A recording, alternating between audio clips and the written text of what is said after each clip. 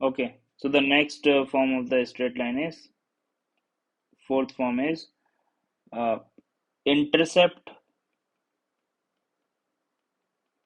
form of straight line. तो यहाँ पे क्या बोल रहा है, equation of straight line which cut off intercept A and B respectively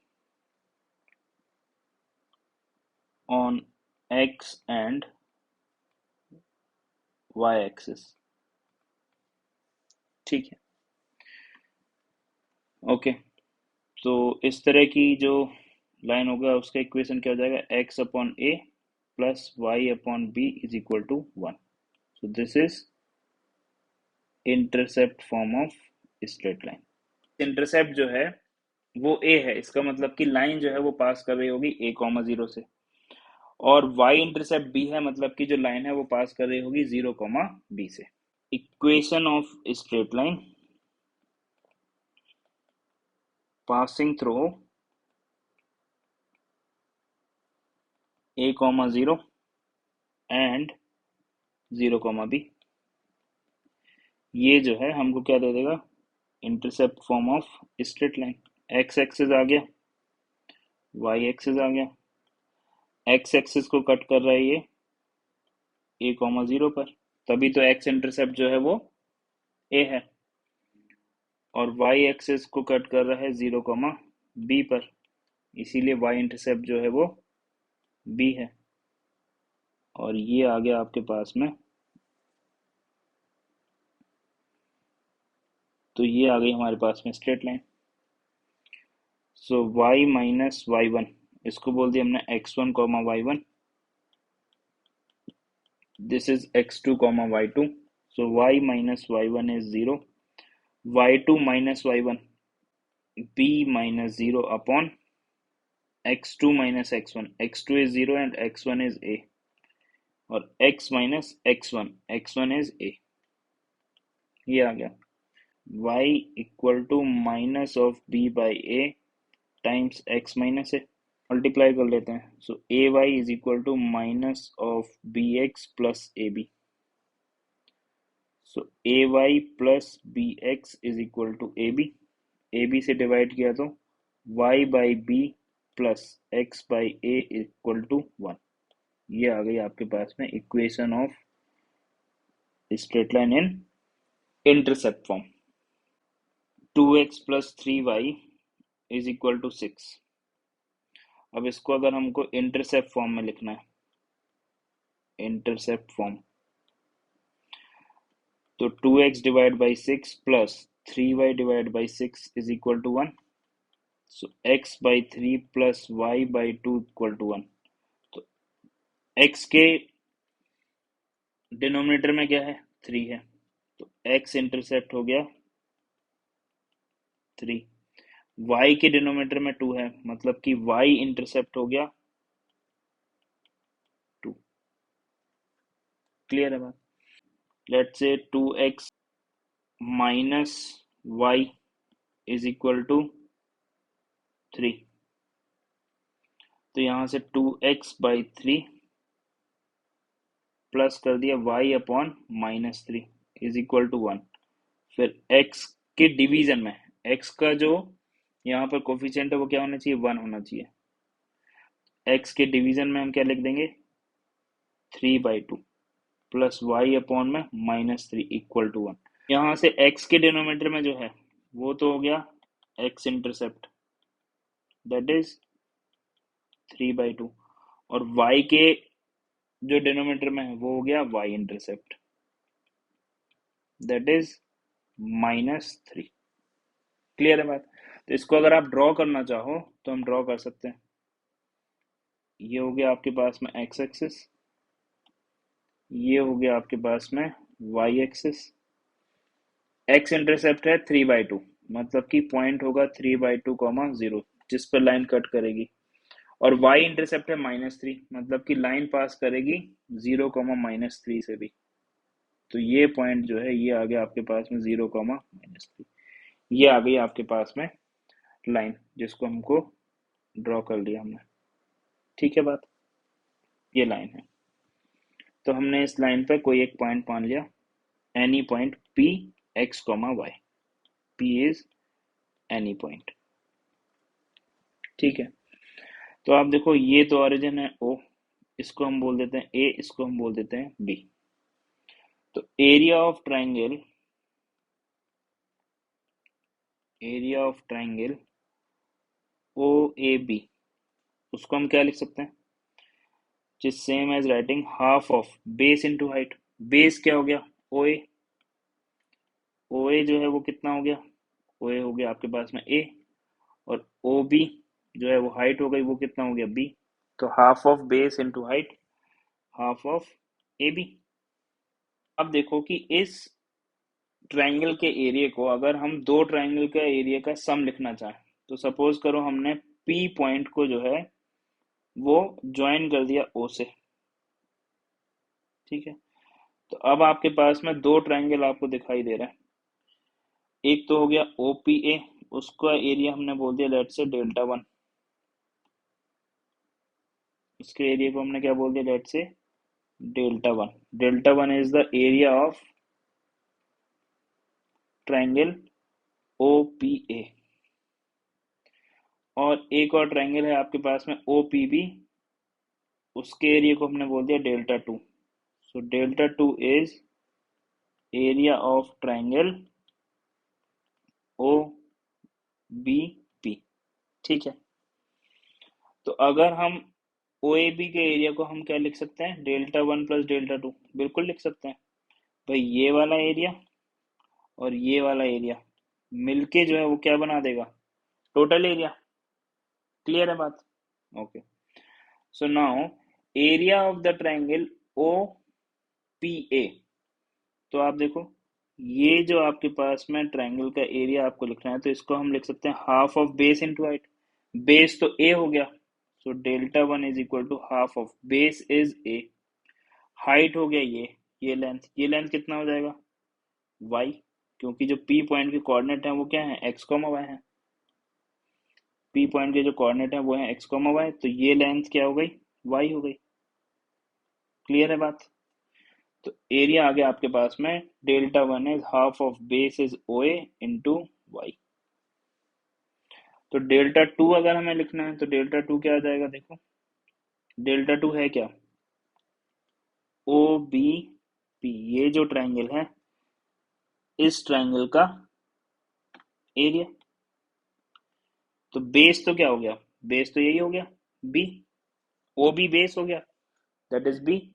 और हाइट क्या हो जाएगा इसका, ये जो है ये जो है ये हो गया इसका हाइट, हाइट कितना हो गया एक्स, हाइट हो गया आपके पास में एक्स। क्लियर है बात, तो हाइट हो गया एक्स, बेस हो गया बी, इसका मतलब कि Δ2 आ गया आपके पास में half of b into x. So from here we can say half of AB is equal to half of AY plus half of BX. ये कैंसिल हो गया, सो AB is equal to AY plus BX। AB से अगर हम divide कर दें दोनों तरफ, so 1 is equal to Y by B plus X by A. So this is another way to prove or find equation of straight line in intercept form. Area bounded by this equation 1 representing the straight line with coordinate axis is half of AB, इसका mod square units। क्या बोल रहे हैं, find the equation of line passing through 3, -4 and cutting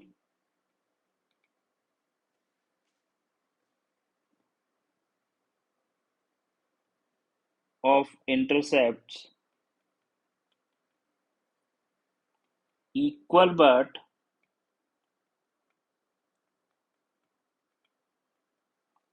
opposite signs from coordinate axis।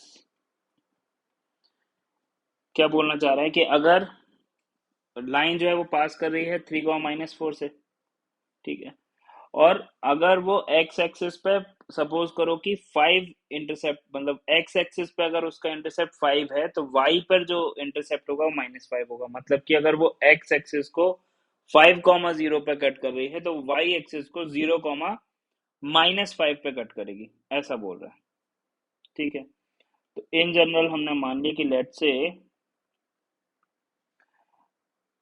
X intercept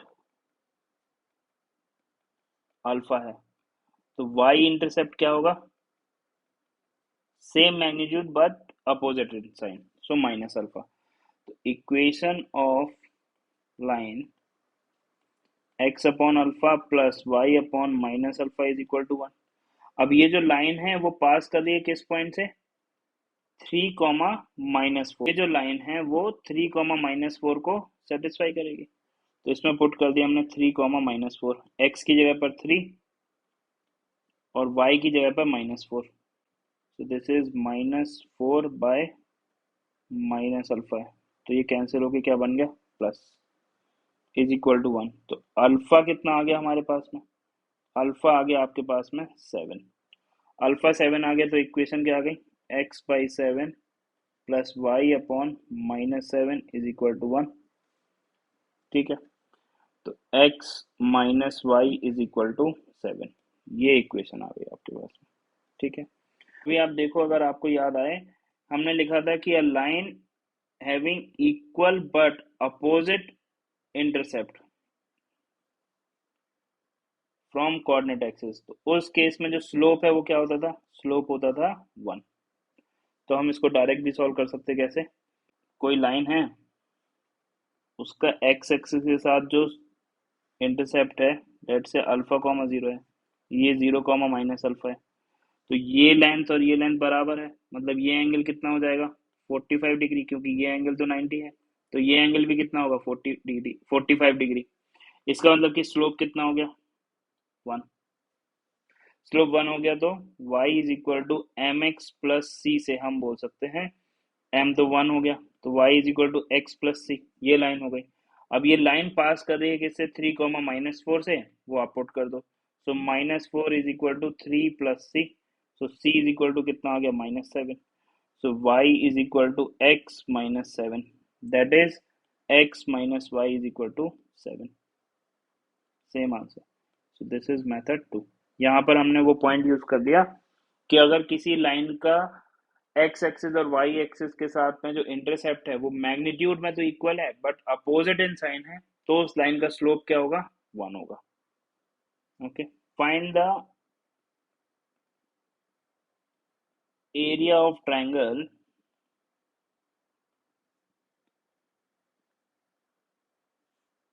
formed by the line with coordinate axis having slope 2 and y intercept -3। ठीक है, okay, तो y is equal to m x plus c, m जो है वो कितना है, 2 है, c कितना है, -3 है, सो 2x -3। ठीक है, अब यहां से आप क्या करो, x इंटरसेप्ट इवेलुएट करो, y इंटरसेप्ट इवेलुएट करो। ठीक है ना भाई, एक तो तरीका क्या हो गया, आपके पास में आपने x इज इक्वल टू 0 रखा तो y इंटरसेप्ट मिल गया, वो तो खैर हमें पता ही है, -3 है, और y इक्वल टू 0 पुट किया तो x इंटरसेप्ट निकाल दिया। ठीक है, तो y 0 पुट कर दिया तो x इंटरसेप्ट कितना आ गया, 3/2।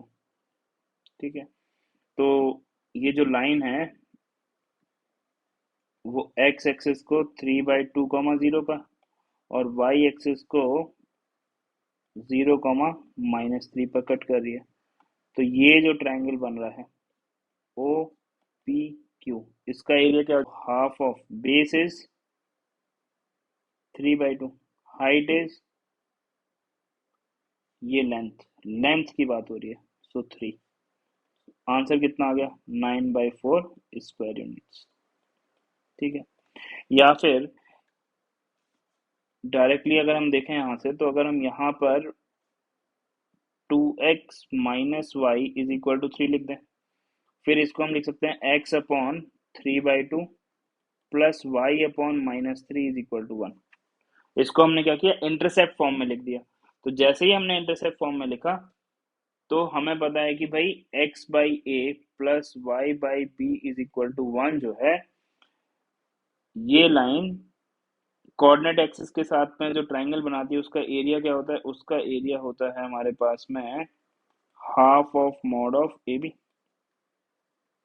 ए कितना है, 3/2 है, बी कितना है, -3 है, मॉड लगा देंगे तो हाफ ऑफ 3/2 इंटू 3, मॉड लगा दिया, क्योंकि एरिया है तो आंसर तो पॉजिटिव ही होगा। तो कितना आ गया, 9/4 स्क्वायर यूनिट्स। क्लियर है बात।